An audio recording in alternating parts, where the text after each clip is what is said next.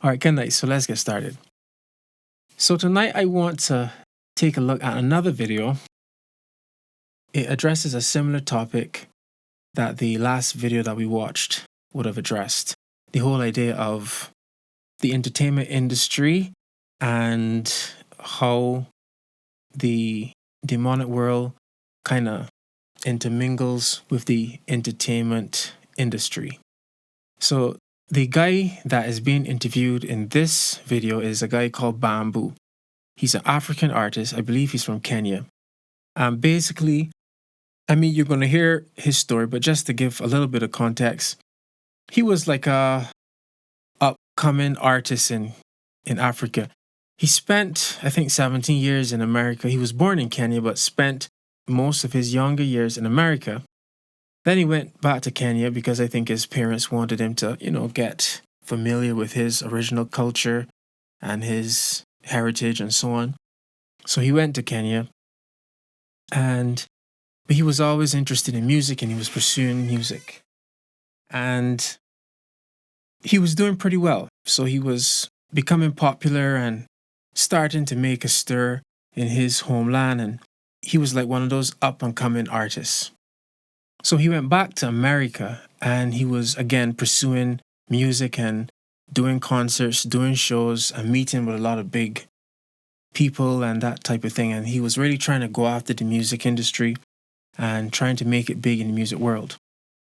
But then, he starts to encounter what the music industry is all about. And, well, I'll let him say the rest, right? So let me just start the video and we can take a look at it, right? Was it like because you, in your testimony, I have seen before how in the middle of your career in music, you almost got initiated into the dark world. Yes. How was that like for you? Who approached you? Okay, you don't have to mention names, but how was it that like for you? I think, in fact, I can talk about something that happened to me while I was in New York that I never spoke about, that I've never even testified about.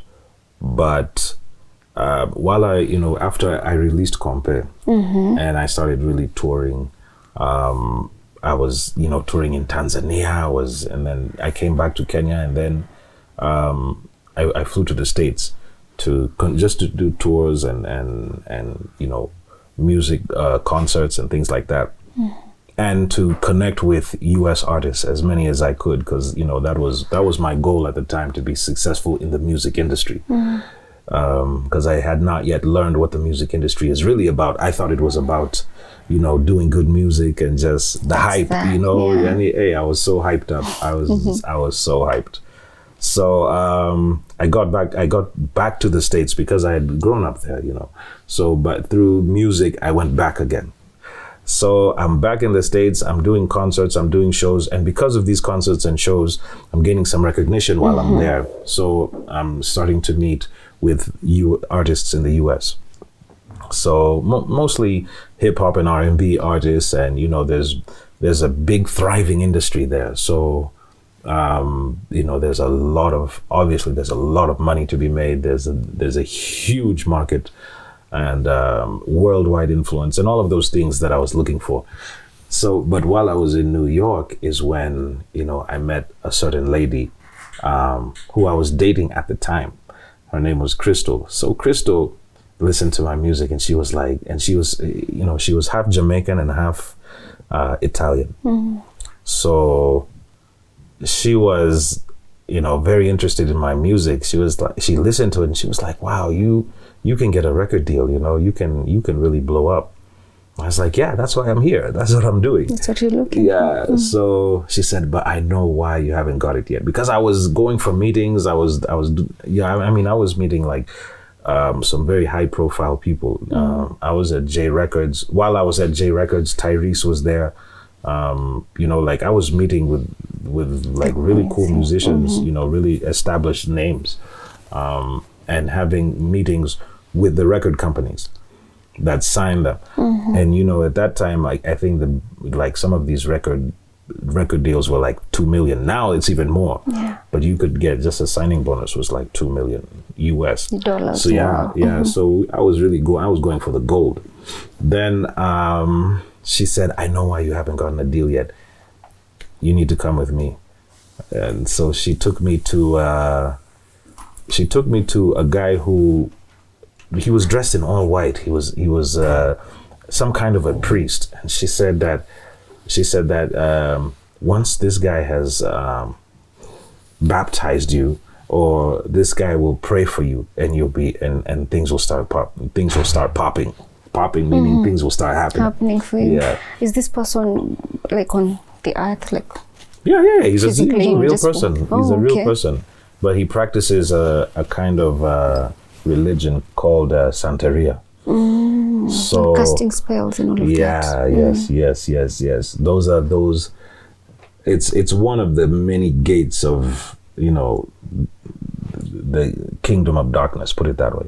So Santeria and like all these guys, Palo Mayombe, and those are ancient Yoruba. They come from West Africa, kind of occultic things, and so that was the gentleman that she introduced me to. So he happened to have a store in New York, and in his store he had all kinds of things, books about dreams, books with spells, books with interpretations of dreams and things like that.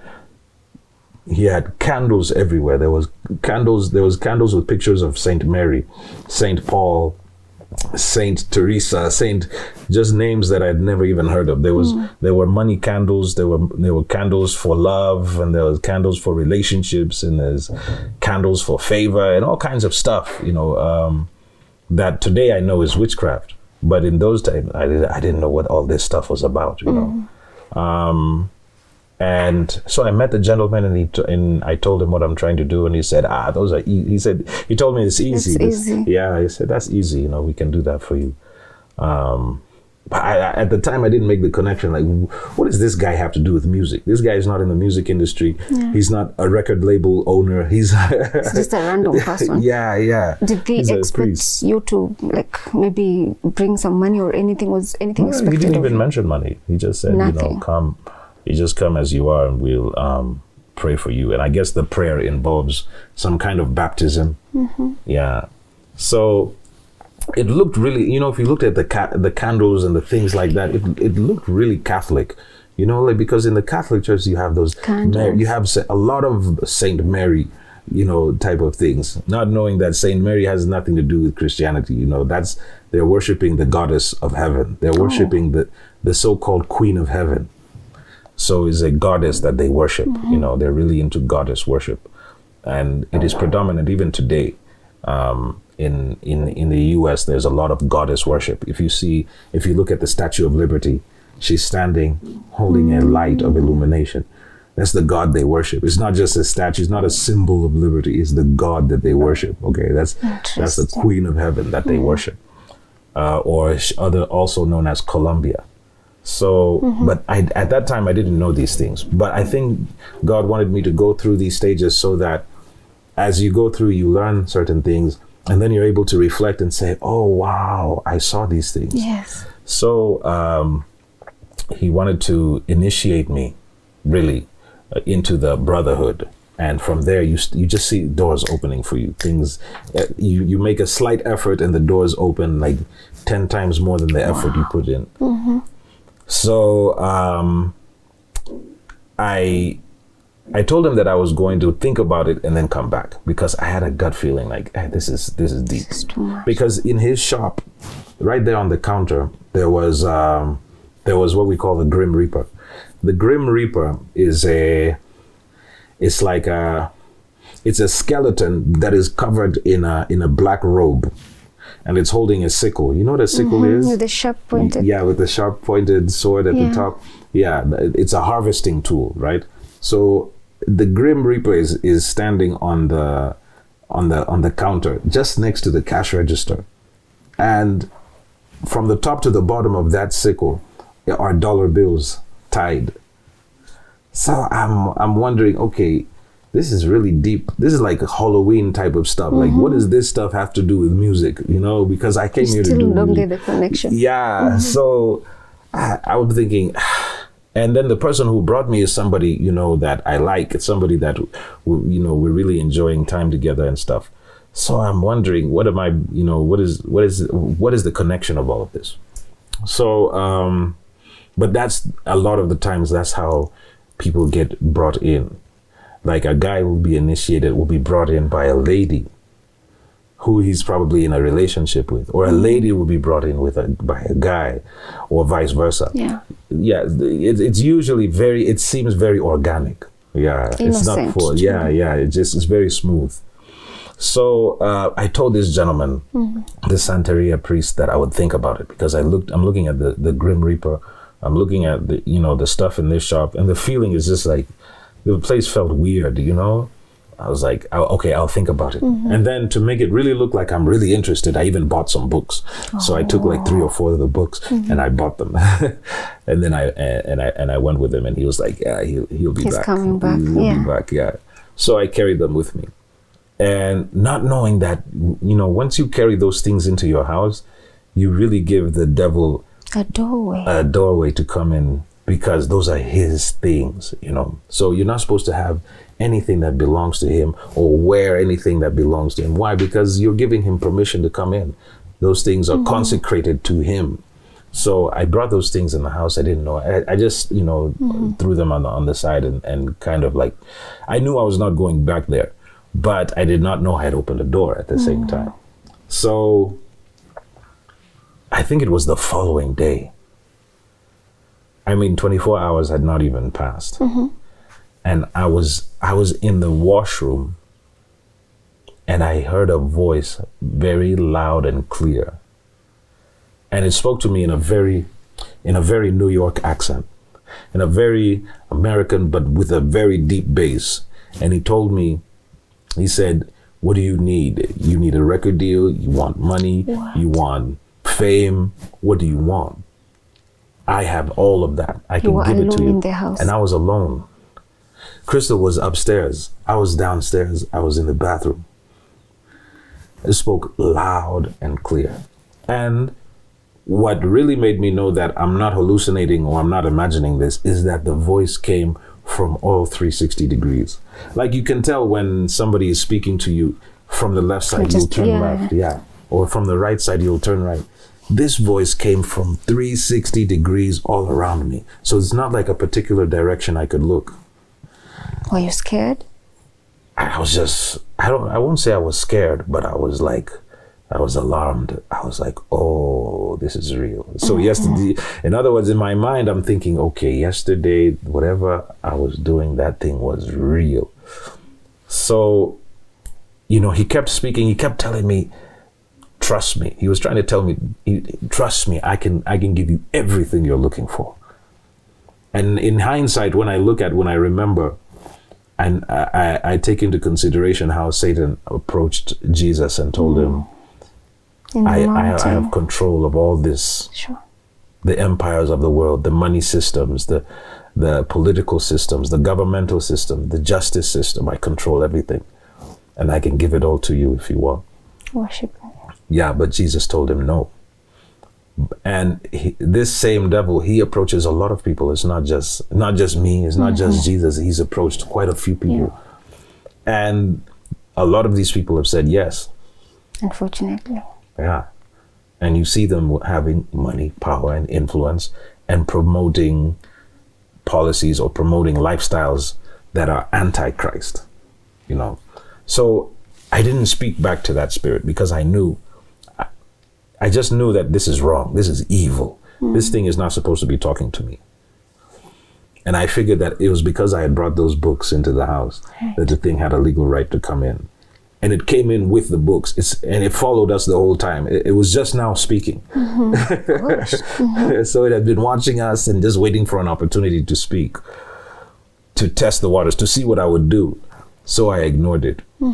I didn't speak on it. And I've never really told anybody since that day. But right after that, I began making plans to leave this chick because I was like, this lady is deep in some stuff, and she's trying to pull me into that. And, you know, to me, it wasn't, I felt that this has nothing to do with music. You know, I had not yet made the connection that this is music. This is the industry. This is the business. Yeah. The business is darkness. It is the kingdom of darkness. It is Satan. It is Baphomet worship and the worship of devils.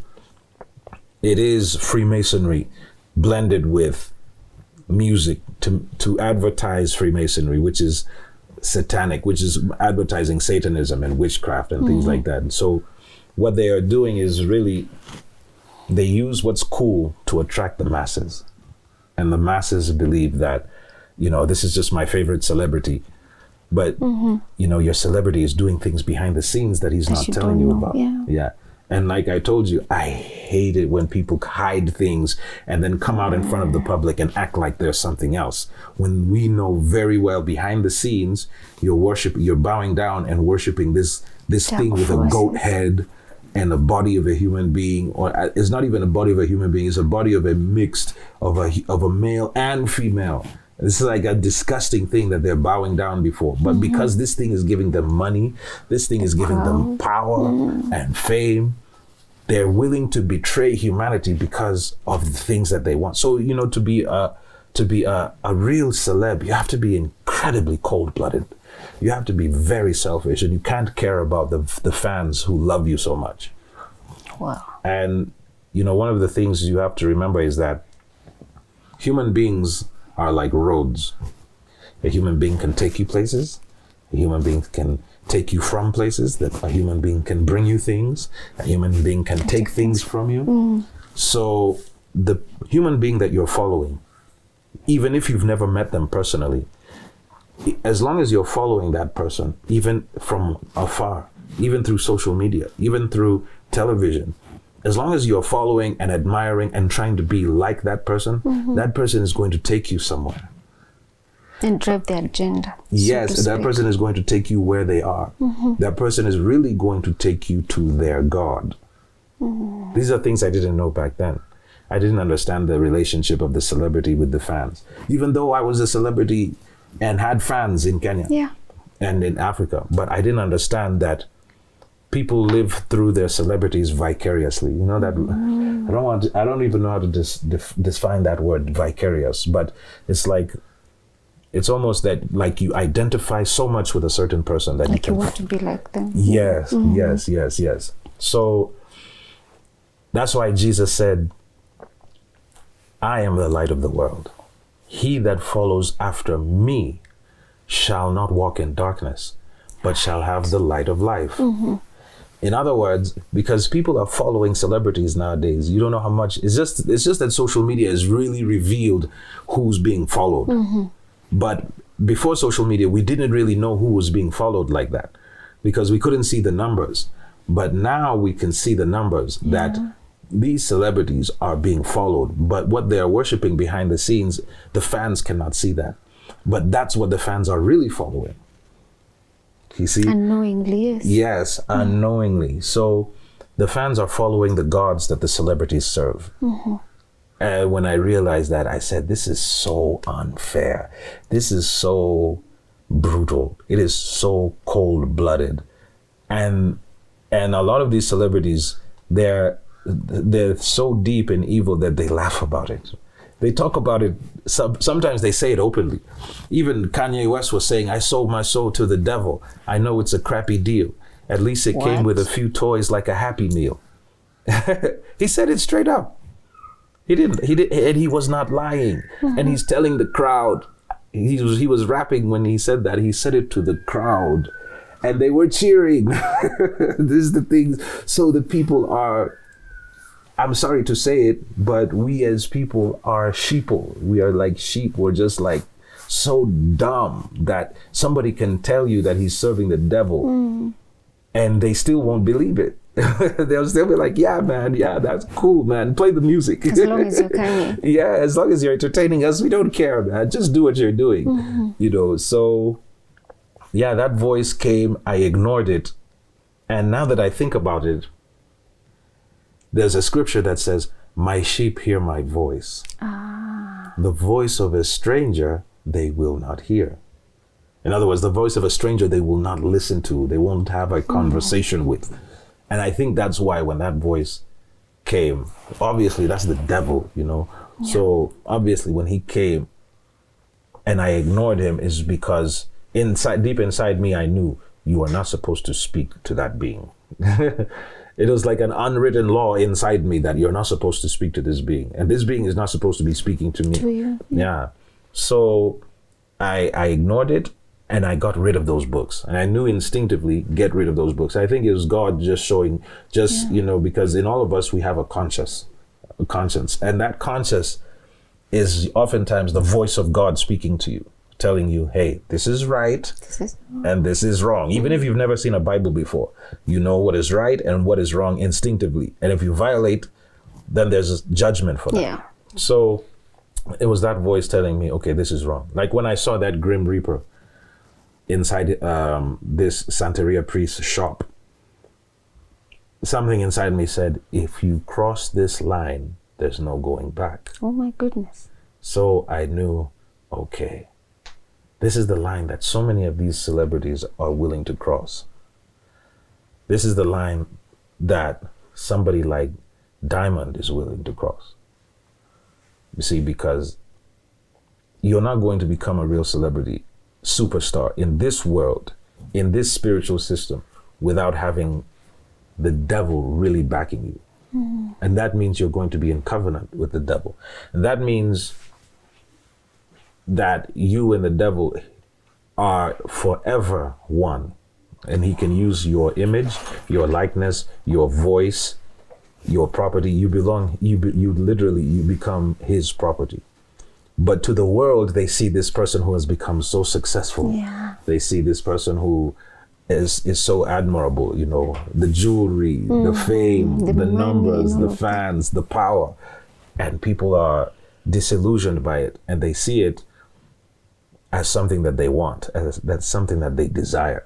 Because it looks like success, but it's not. It's covenants. Michael Jackson had a similar covenant with the angel of death. And when I talk about these things, guys look at me like I'm crazy. And I'm like, my friend, just investigate what I'm telling you. He had a covenant with the angel of death. And if you look at the angel of death, it's like a pale white man with some kind of strange beauty, like a mixture between male and female. Yeah. So when you see Michael Jackson, he used to be dark as me. And then what happened? For the plastic surgery. Yeah. And then he turned into this other figure that is like a mixture between male and female. And that's exactly how the angel of death looks. And if you listen to the music, just look at the music video, like Thriller. What was it? What was in the video? It's like creatures, gothic stuff. Yeah, really gothic stuff. Is creatures coming out of the grave, and they're dancing like zombies coming out of the grave. So I mean, this is real stuff. It wasn't just being artistic. It wasn't just being creative. There's a definite covenant involved, and in exchange for that covenant, and on the strength of that covenant, you get money, power, and fame. Yeah, so what happened after you got rid of the books and you decided not to listen to this voice? Yeah, so I got rid of the books, decided not to listen to that voice ever again. And I was now beginning to get a clue that life is spiritual. But I did not realize it at the time. I was still thinking like, no, this stuff is crazy, you know. And I decided to leave this chick called Crystal. I decided to leave her alone because this chick was really deep. She was always talking about spiritual stuff, but not Christian spiritual stuff. She was always talking about, you know, things that have to do with, you know, dreams and deep spiritual things. So I decided I was going to leave her and leave New York, period, and go back to Atlanta. So I drove back to Atlanta and, you know, decided I was going to forget about New York and Crystal and The Voice and Santeria priests and all of this nonsense and get back to music. So I just want to address a few things that he said in this first section here. One thing is, notice how, so when this was happening to him, he was not a Christian. He was just a regular guy obviously he would have had some sort of training or some sort of conscience, because even though he wasn't Christian, he could tell that something wasn't quite right here and that he needed to separate himself from the situation. But a few things that I just want to point out. One, the voice that he heard. Notice he said it had an American accent. It had a strong New York accent, and it was speaking to him loudly and asking him some things that you might hear from an American music producer or American promoter or something. So it's somewhat like a familiar spirit. Not that he had known the spirit or the person. So for instance, you would hear about this term familiar spirit. We spoke about it a couple of weeks back. The idea is the spirit or the demon basically would come to the human and present themselves as a person that human knows. So let's say it was a man, okay? And his wife died 3 years ago or something like that. This spirit will come back to the man and pretend to be like the man's wife. He would sound like the man's wife, and he would look somewhat like the man's wife. And the familiarity of that presentation would make the man drop his guard and get him emotionally invested and wanting to have a conversation, wanting to exchange information or ideas, or, it would encourage communication. And because maybe the person is so happy to see his wife or so happy to be in a conversation with her, he may choose to believe that that's his wife indeed. And he may disregard any hesitation that he may have in his heart, or any sound reason or logic or any doctrine that he knows, and he might just lean into that encounter because he believes, you know what, this is my wife, because he is emotionally invested. So that's one of the ways that these demons operate. And you might also see this in dreams. Sometimes you may be dreaming and you will have this thing speaking to you or talking to you in your dream. Dreams. All sorts of random stuff is happening in dreams. But every now and then you may have a person talking to you and it looks like Susan, right? It looks like Susan. And it kind of sounds like Susan. But there's something that's not quite right. Right? And you're looking at this being speaking to you, and you're believing that it's Susan, but something in the back of your mind is saying, this isn't Susan. And then eventually in the dream, that thing disappears or whatever. But that's something that happens. So that's an example of a familiar spirit operating. Notice also he said, this voice comes not only to himself, but it came to Jesus and it comes to many people. And some of the people, they say yes to the voice. So the same voice, if you will, comes to Jesus and tells Jesus, well, all these things, meaning all the governmental systems in the world, all the political systems in the world, all of the financial systems in the world, all these things I have as my possession, and I'm willing to give them to you if you would bow down and worship me. Jesus says, get thee behind me. He says, away with you, Satan, and he gives him the word. So Jesus refuses Satan's offer. But the devil does come to people and makes them an offer, makes them a proposition. So you would hear people like, again, he just mentioned Kanye West. At some point in his life, at least, he was singing that song talking about how he sold his soul to the devil for the price of a Happy Meal or something like that. Just his little rhyming poetry kind of thing. But a lot of these singers conceal to some degree their lives or their experience or that deal that they made with the devil in their music. So Kanye West is one of them. You would hear there's a song that Snoop Dogg was singing, and he was describing a scenario when he met the devil and he sold his soul to the devil. Snoop Dogg has a song like that. I can't remember the name of it now. Maybe sometime next week or some other time we can look at that. Taylor Swift also was one who said, she came up in the church, she came up singing, and she really wanted to be a big Christian singer, and she wanted to be a nice, popular Christian singer, but that wasn't happening. And then she, by her own admission on TV, with her own words, says, then she sold her soul to the devil. And if you see old-time Taylor Swift and you see new-time Taylor Swift, it would be apparent that she did. And a lot of people make fun of it, make light of it. So Rihanna also says to a reporter one time when the reporter was asking Rihanna about things, she said, well, because she's a devil worshiper. That's out of her mouth. Now, again, a lot of these people say in jest, but hey, all of these signs can only lead to one thing. Lil Nas also had an interview. I can't remember the name of the guy again. Hopefully at some point we could take a look at these things. But that guy asked him, you went up and you said, thank you to the gay agenda, right? What is the gay agenda and what's all of that about? And Lil Nas proceeds to give an explanation of it, but he does it in a joking way. He says, oh, we're devil worshippers and we drink blood and we have cloaks and we do all these rituals and that kind of thing. Okay? Again, making fun of it. Eminem also has a song where he's speaking about some sort of deal with the devil. And there's so many different celebrities right down the line that, by their own admission, say that they made a deal with the devil. Okay? And I'm saying all this to show us, hey, this thing is not a joke. This is not untrue.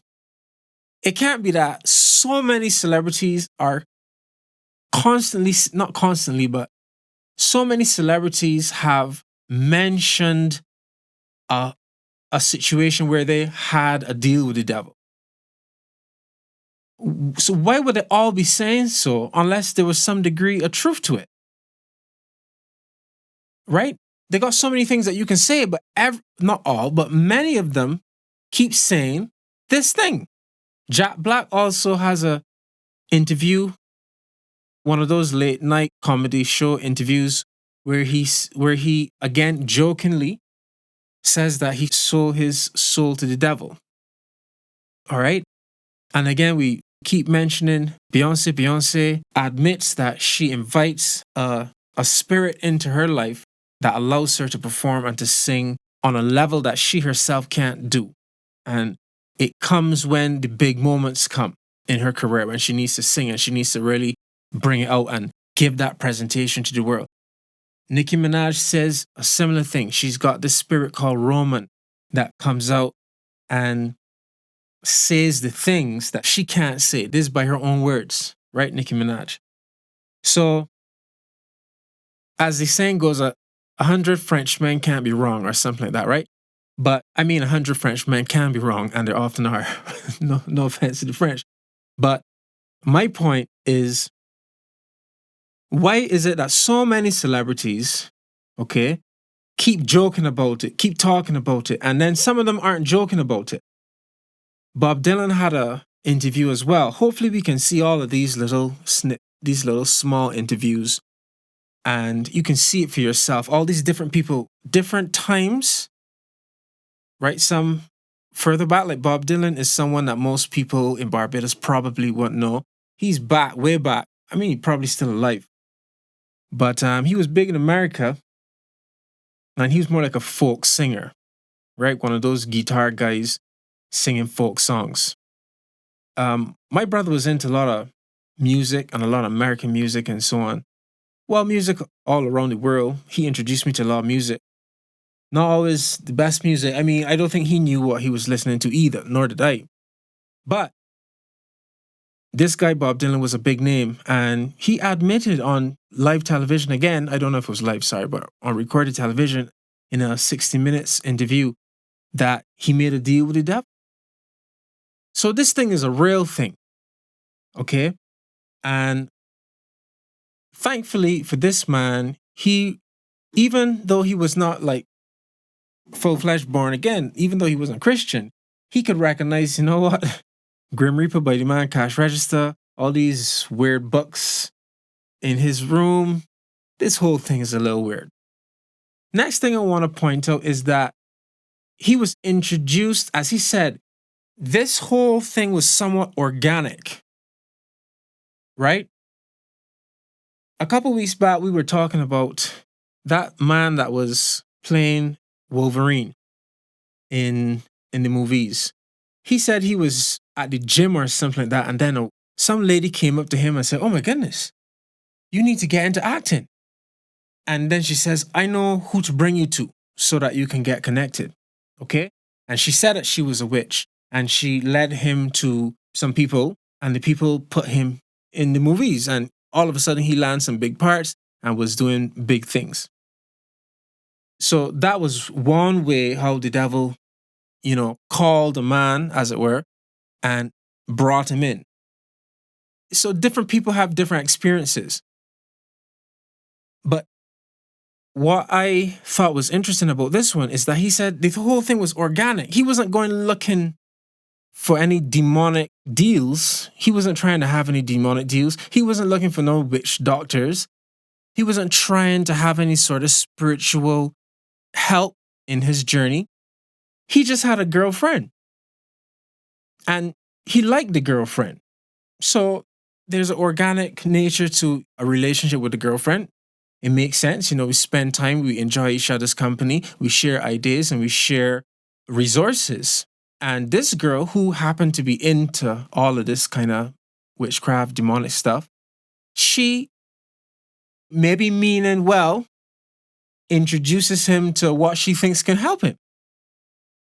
And essentially, it's a demonic community that she's introducing him into. She may not even know that that's what she's doing, because as I said to you a couple weeks back, some of these people, they think they're dealing with forces, anonymous forces that are not actual persons or bodies or embodied spirits. They think it's just like some sort of force, like how the wind is an element and the water is an element and the fire is an element. They think to themselves that, oh, these are just spiritual forces that are nebulous and there's no personality to them. Some of these people believe that. The kingdom of darkness is a large place, but not everybody understands it fully. But people interact with it. People are involved in it, but they don't really fully understand who's behind it. The devil sells the same product, but with different names, different labels. So he tells the white witch, oh, this is energy and, align your chakra and such and such and such.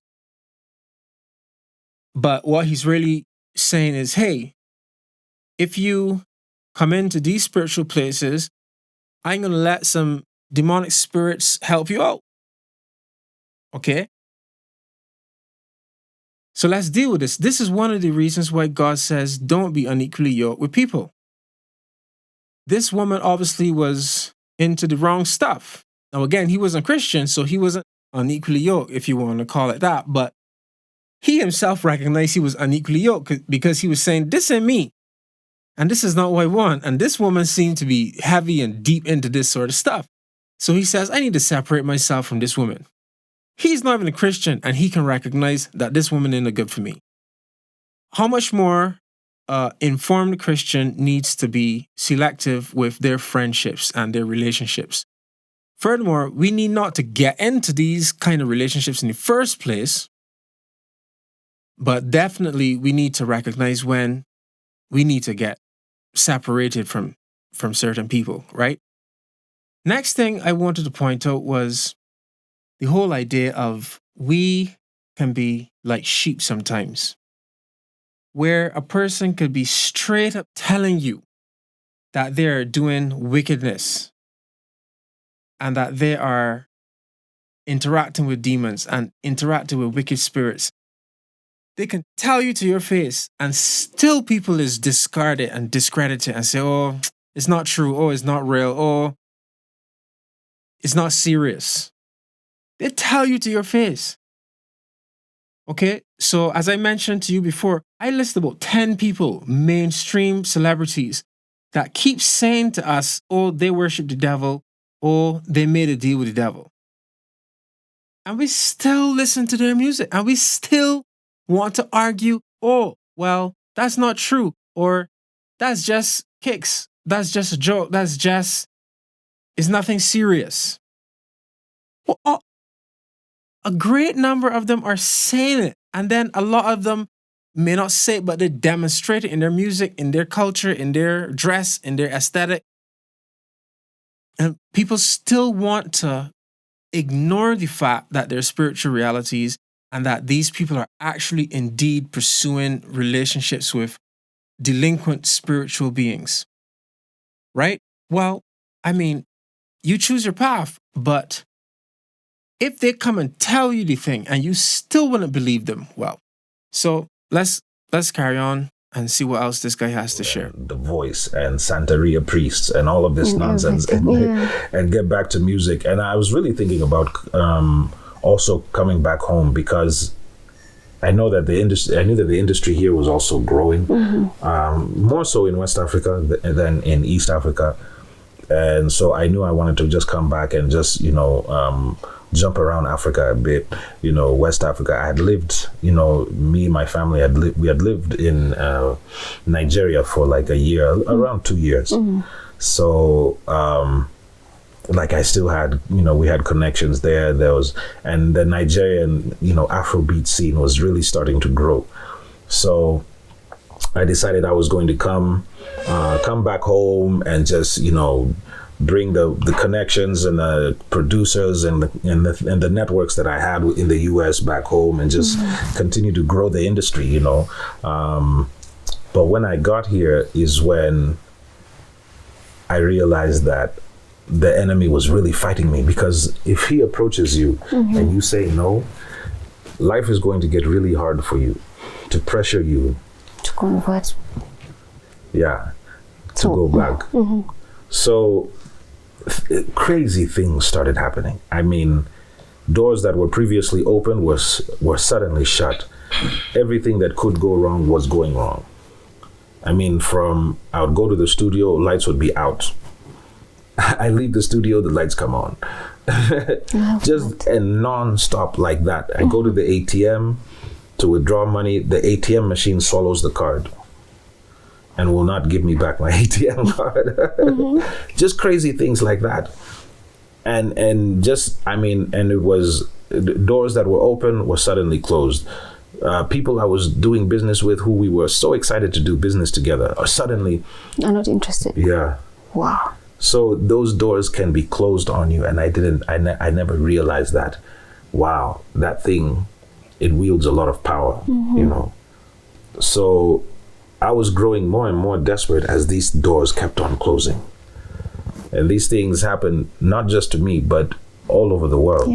Yeah. And these things are taking place in keeping people subjected to systems of desperation, poverty, lack, rejection, oppression. These are spirits that are functioning on people's lives. And I was receiving a first-class education. Imagine that. Yeah. So, I'm back in Kenya. I'm trying to do things. I'm really I'm trying to take advantage of so many of the opportunities that I had, the networks, the connections, the phone numbers. I mean, I knew so many people in the US. I had met, so many cool artists. I had met, artists who I thought were cool. I had seen Jay-Z. I had met with Akon on several occasions. I had met with just the who's at the time. And I didn't know that these are the occult things that people are practicing behind the scenes, like Jay, like Beyonce. Like, these are people who are deep in the occult, and they show the fans. And if anybody cares to dig or investigate or do any amount of research, they can find out for themselves. Nobody really has to tell them. But if they choose not to, then they can just blindly continue to follow, and what they end up in will be up to them. But yes, doors were closing. Nothing I was doing was working. Yet I used to do the same things before, and it would always okay, yeah. So I began to realize that, hey, there are forces fighting me, and desperate people do desperate things. So I found myself with another lady who was telling me that she wanted to manage me, and she wanted to get me some connections, because I'd already built a brand. So there's so much we can do with that, you know. So she tells me that I want to, you know, do a bit of management work for you, or at least act as an agent, and get you some contracts, and let's make some money and things like that. And I was all for it. I was like, okay, cool. But she turns out to be another Crystal. Yeah, so she introduces me to a guy called Dr. Jafari. And I've told the story about Dr. Jafari before, but he turned out to be a witch doctor who operates in Mombasa. So I went down to Mombasa, and you know, it started from just a conversation I had with him, and he told me everything that was happening in my life. So I was like, okay, wow, how did this guy know this stuff? But I figured, okay, maybe the lady told him. So, you know, I had still not fully, you know, believed in this guy. I go down to Mombasa to meet with him. He picks me up, takes me to the hotel. I drop my things, and then we proceed to his office. His office is, what can we call it? Just like a hotel room that he has rented permanently. And there's a bed, and then on the floor, there's all kinds of things. I would call it fetish, or just things that look like, I don't know, old calabashes and old, just dusty little, strange things that are difficult to describe, but they just look like ancient African artifacts and things like that. Yeah. So he told me to take off my shoes, sit down, and he began to recite some kind of incantation, and it sounded like he was reciting, what can I call it? Like, it sounded like some of these words that a lot of Muslims use, like, yeah, like Bismillah, Allah, blah, blah, blah, blah, blah, things like that. And after he recited these things, out of like one of the calabash, you know, like a calabash is it's just like a bowl with a top on it and a bottleneck, and with African drawings on it and things like that. And it's kind of dusty, and it looks very old. So there were many of them. And after he recited the incantation, a voice began to speak from inside the calabash. So I was like, really, because like, were you alone with him, or with the lady as well? It was just me and him. So, and I knew that there's no way that voice can be coming from anywhere else. It's not like I'm being punked or something. Like, I knew this voice is definitely coming from inside of this calabash. And that voice was talking, and it was telling him things. And he was explaining why we were there, who I was, what I had been going through, and that I'm seeking assistance. So that thing had a high-pitched voice, and it was laughing, and it sounded very sarcastic, to be honest. And it was speaking a very ancient Swahili. So a lot of the words it was saying I could not understand. So the voice is speaking to him and giving him instructions as to what he should do. And the instructions were that we were to go and buy a can of zesta, and we were to use it for a ritual, a process. And the reason was that apparently people had put curses upon my life through witchcraft, and that because they had put that witchcraft on me, I would have to do some things to remove to undo the witchcraft. And I think a lot of people get caught up in the same things, like the same story. They tell everyone the same thing. If you have any kind of misfortune, any kind of, whether it's divorce, whether it's your health, whether it's your finances, whatever it is, they'll tell you that somebody has put witchcraft on you. And so we're going to help you. And we're going to help you. But that help involves you buying something or paying some money, and that represents a covenant. Now, you've come into agreement with a witch, with a sorcerer, and that means you're in covenant with the devil, really. because once you pay this sorcerer, and this sorcerer is in covenant with the devil, that's it. You're in. Yeah. So at the time, I didn't know that, and I'm listening to a voice coming from a calabash, and I was very spiritually ignorant, so I didn't know anything, and I'm very curious, and at the same time, I'm in a desperate situation. I've come all this way, so I might as well see what this guy is talking about. So the thing explained that, and then Jafari translated it to me that what I was supposed to do is we were going to go and buy a can of Zesta, and then I was going to go home and shower. And as I'm showering, I'm going to say that all the stuff that witches and wizards and whatever have, all the witchcraft that they've put on me should come off of me and enter into that can.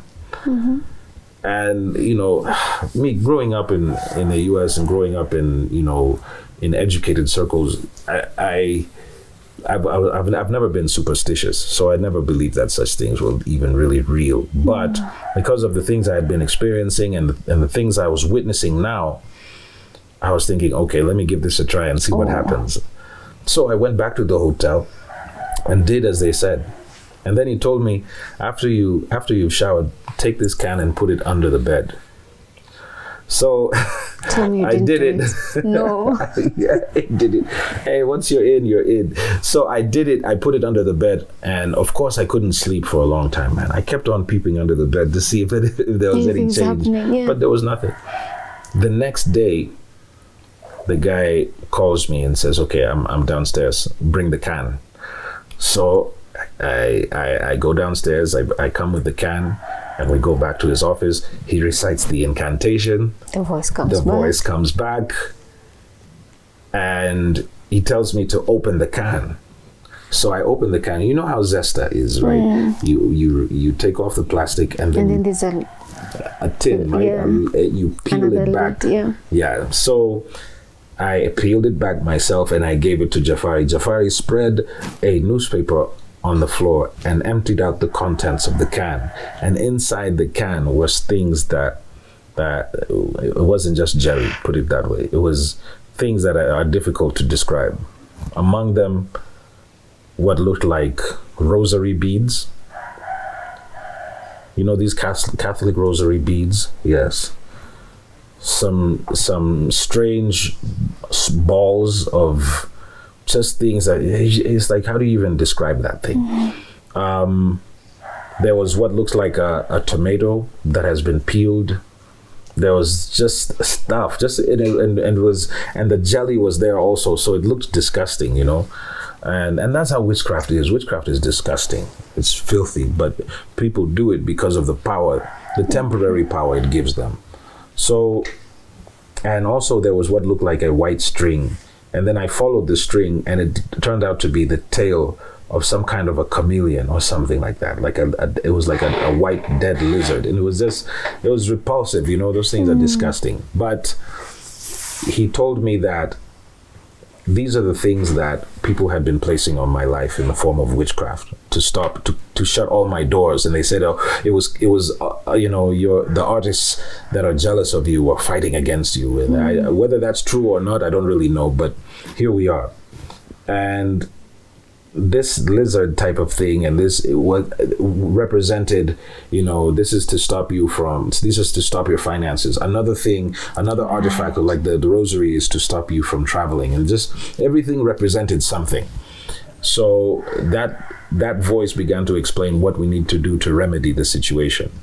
So I was supposed to pay for a camel that they were supposed to slaughter and pour the blood of that thing upon all of that, and to destroy, and that was how they were going to destroy that sacrifice. And usually I don't even go into these details to talk about it because it's disgusting, but there's people who are in this situation right now who are being told that they need to pay for a sacrifice, but they don't know that by paying for these things you're getting yourself into witchcraft and into covenants because of your desperate situation and your ignorance of spiritual laws. So I told him, okay, I'll pay for it, but I don't want to be there while when you're slaughtering this camel, because they were supposed to do it on the beach. We're in Mombasa. They're supposed to do it on the beach at nightfall. So I was like, I'm not going to be there. You know, that sounds like one of those trips you don't come back from. So I didn't go, but I told him I'll pay for it. He said, there's no problem. He can do it for me. So while he was doing that, I was in a movie theater watching a movie. I decided to let me get my mind off this stuff, you know? So as I'm watching, I start feeling overwhelmed, like I'm about to faint. So I tried to shake it off and it comes back again, stronger. And every time I tried to shake it off, it was getting stronger and stronger, like I'm about to faint, like I'm about to pass out. And you know, you can feel it. You can feel even when you're sleepy, you want to sleep. But this is a feeling that this was not sleep. This is like, I want to pass out. So I woke up from the theater. I walk out while the movie is still going on. I'm still fighting off this feeling. Then, you know, I didn't know what to do, but I got the idea of maybe calling a pastor who can help me. I just decided I was going to explain to him what happened so that he can maybe tell me what's going on. So I called the pastor and I told him everything. And then he began to pray over the phone. And he prayed in the name of Jesus, and that thing left me alone. The feeling of dizziness and all of that. Yeah, I'm fainting, and that thing left me alone. Then he told me, look, man, you need to get out of there, get on a flight, come back home immediately, you know. So I got out of Mombasa, I came back home, and I decided to put all that stuff behind me and just, you know, continue working. But, you know, as I was going through all those things, it was definitely, God was also drawing me and showing me, hey, this is the reality on the ground. Life is spiritual. So I was getting a first-hand experience on how these things work. So many people are practicing these things. And every village has a Dr. Jafari who does favors for, you know, people for various reasons. You have polygamous families and the second wife wants to be the first wife. So she goes to a witch to bewitch the first wife. Yeah. And there's sibling rivalries also. The children of the first wife want to kill the children of the second wife so that they can keep the inheritance. And I'm telling you, it is rife throughout Africa, and it's especially in polygamous families, but it's worldwide. Witchcraft is a worldwide, you know, problem.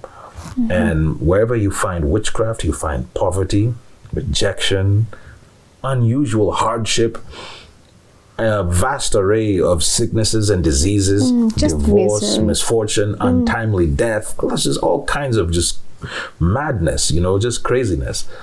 And the only way you can get out of that is through Jesus. Is that how you got saved? Yeah. Wow. That's how I got saved. That's how I really began my journey of learning. But now, even after getting saved, you're beginning to find out that there are churches that are set up that are not real churches. So this is part of the journey. And you keep learning and discovering. You keep learning, because even, you know, after I'm saved now, I'm trying to live right, and I'm finding out that there's all this corruption in churches. And I'm like, man, so, you know, things I thought I left in the world are going on in the church. So, and corruption and twisting of scriptures to enrich oneself at the expense of the congregation, and on and on, and all kinds of scandals and crazy stuff, because, you know, the enemy is trying to fight you viciously from getting saved, from finding out who you are, from learning God's word for yourself. He wants to fight you tooth and nail to prevent you. Because, you know, just one person can make a huge difference. Just one person realizing who they are and not being deceived and not being subjected under a false prophet, because there are so many false prophets. And Jesus prophesied this. He said, in the end, there shall be many false prophets. So there are many professing themselves to be some great one, you know, and also even showing some, you know, strange little miracles here and there, and they have so many fans. But if you read God's word for yourself and you analyze what they're doing, you'll say, you realize this. But if you don't read God's word, if you don't know the Lord yourself, you're going to fall into that trap. So it's escaping the world, coming into the church, but escaping the false church also, and then getting into a personal relationship with the Lord by yourself, alone with the Lord. Constant battle to like search for the truth. Yes. Tell me about. So there's more to the video, but I can just stop it there for tonight because, of course, we're running out of time. But yeah, so this guy goes into another situation. So obviously, his first encounter with this demonic voice in America, he chose to refuse to participate. And what he testified was that having done so, he recognized that all of his opportunities seemed to be drying up. All of the doors seemed to be closing.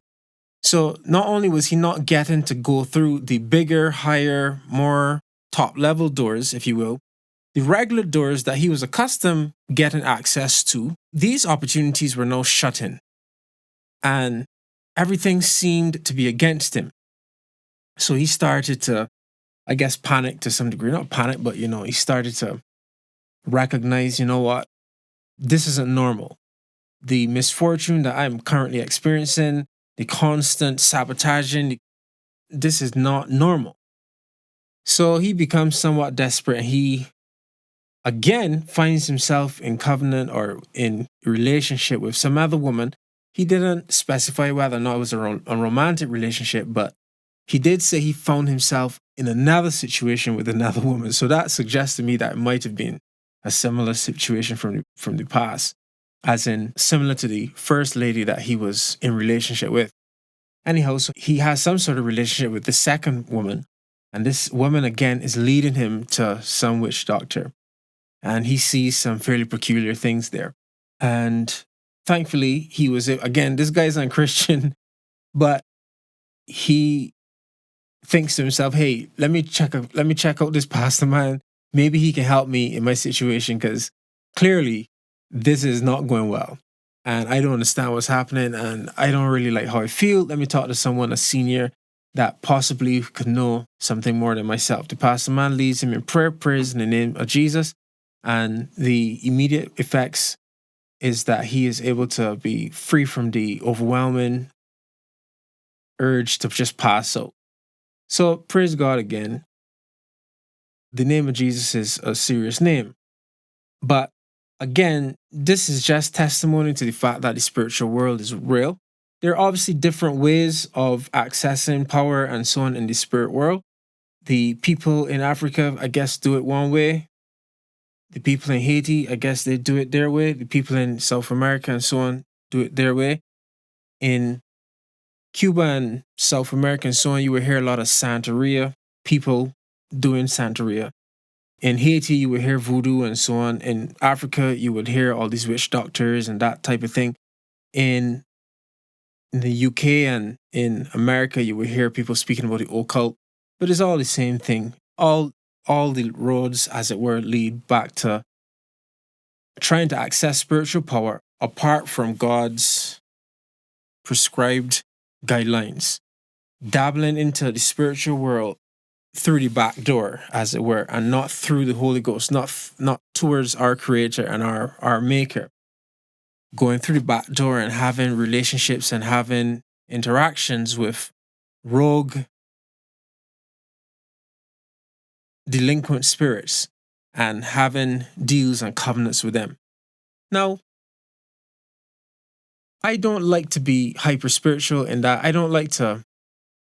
I'm not a man that tries to see a devil behind every bush, right? And, there's a devil, there's a devil, there's a devil. And go around the place swinging my spiritual sword left, right, and center trying to poke down devils, right? I do know there's some people that they get super excited, super enthusiastic, and they go overboard and they start attributing everything to the devil. I think that that's an error and a mistake. It might be a better mistake to do that than to be willfully ignorant of the fact that spiritual things do exist. Nevertheless, I do think is a little bit of a mistake.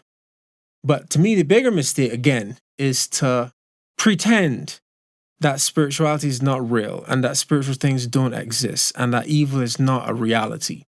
And that these people who keep telling you to your face that they are in relationship with the devil, worshiping the devil, making a covenant with the devil, making a deal with the devil, these people are always saying this, that you would, despite their saying it, convince yourself, oh, it's not true, it's not real, it's nothing that I need to be cognizant of, I don't need to worry about that at all. And you just bury your head in the sand kind of thing. Not a good idea. I think that's a bigger mistake.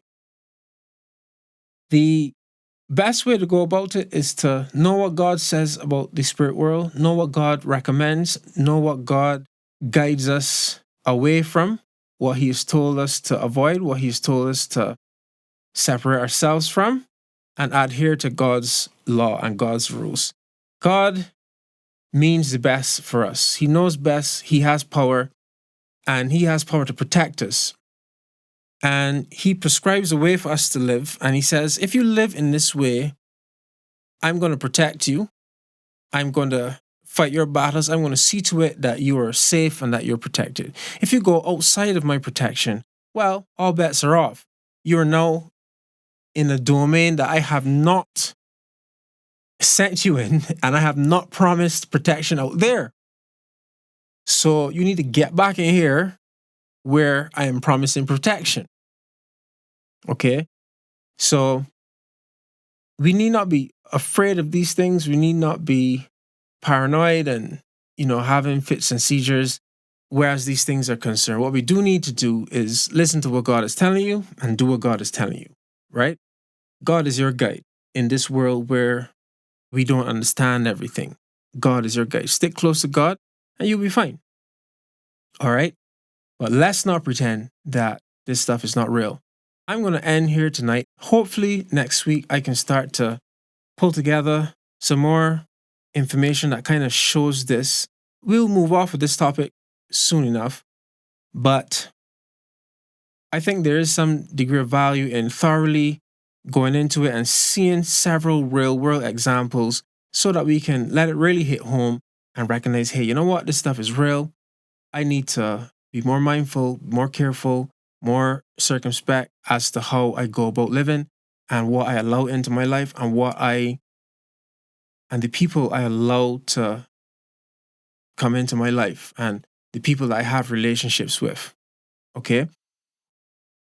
So let me just pray and let's get going. So Heavenly Father, I just want to thank you again for the testimony of this gentleman here and the work that these people are doing, sharing the experiences and exposing, as it were, the actual interactions that they would have had with demonic spiritual beings and showing us the negative repercussions of those things and helping us to learn without having to make the same mistakes. I pray, Father, that you help us not to follow after these wicked things. Help us not to be curious. Help us not to be disobedient. Help us not to think that we're so wise or so smart or so powerful, or help us not to think that we're innocent when we step out in the name of curiosity, Father, or in the name of exploration or innocent exploration. Help us not to deceive ourselves. Help us to listen to what you're saying and to protect ourselves from evil. Father, I pray, Lord, that you help us to know the words that you have said so that we are not easily tricked. Help us to be resolute and strong and internally fortified so that we are not led astray by the moment or the emotion or the good feels that a singer or an artist or a performer is able to produce in us. Help us not to be intoxicated by their well-prepared presentations. Help us to seek our satisfaction and our fulfillment in you and not in these parlor tricks. Help us not to be gullible and help us not to follow after a voice that is not yours. Help us to be able to recognize your voice and to follow after your voice. A lot of the times we get entangled in these situations because of our pride, because we think we're so big, we think we're so smart, we think we're so wise, and we just don't listen to you. And ultimately it ends up in a disaster. So help us to avoid that. Help us to be humble, listen to what you're saying, and just do what you're saying and live happier lives as a result. Indeed, Lord, protect us from demonic attacks, protect us from wickedness, help us to walk in righteousness, which is our major defense. Help us to walk in righteousness, stay within your parameters, and thereby protect ourselves from demonic attacks. The devil himself said that Job was untouchable because you were hedging him around. And why were you hedging him around? Because you said that he was a righteous and a perfect man, upright in all his ways. And you granted him protection because he was honoring your word and honoring your commandments and your guidance and your leadership.